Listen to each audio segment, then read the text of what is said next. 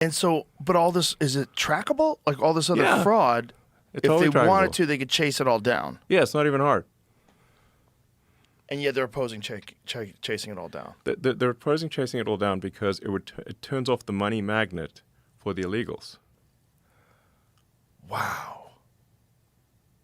Because it's very logical to like, like I'm saying the most common sense things possible.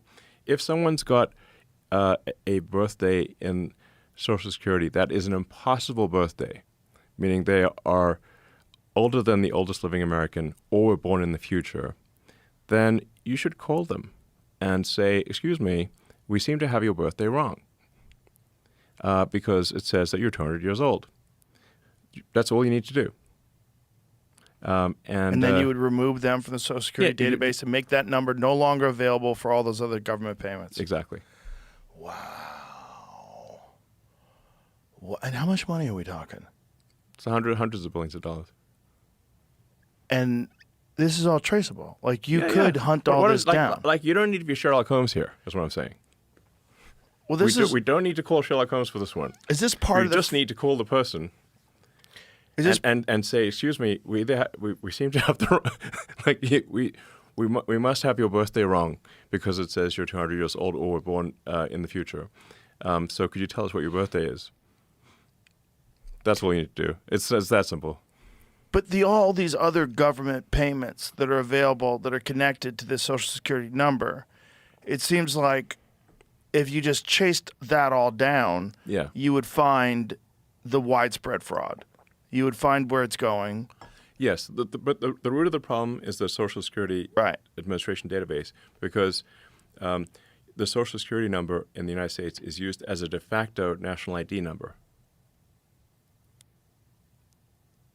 You know, that's why, like, the bank always asks for your social.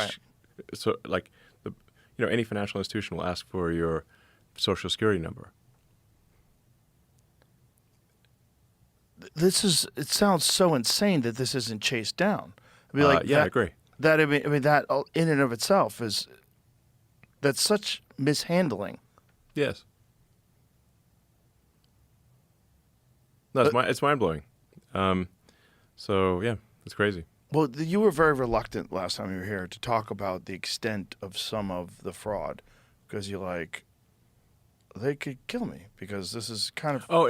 What I was saying is that,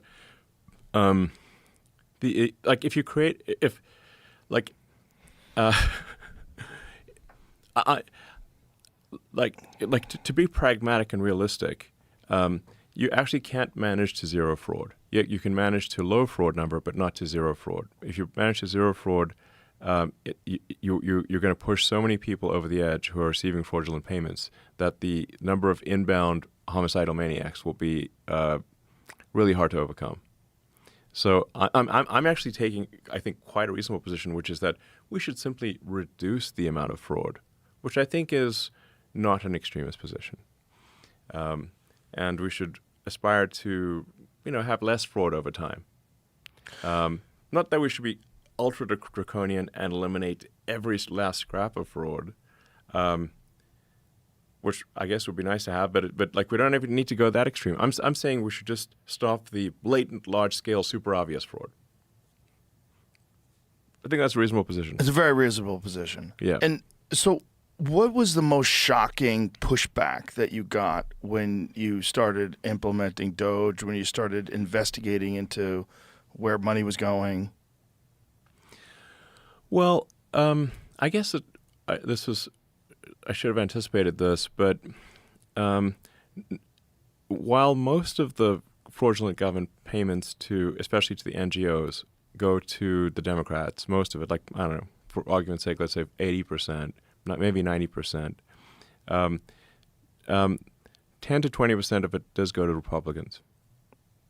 And so when we turn off funding to a fraudulent NGO, we'd get complaints from whatever, the 10% of Republicans who are receiving the money.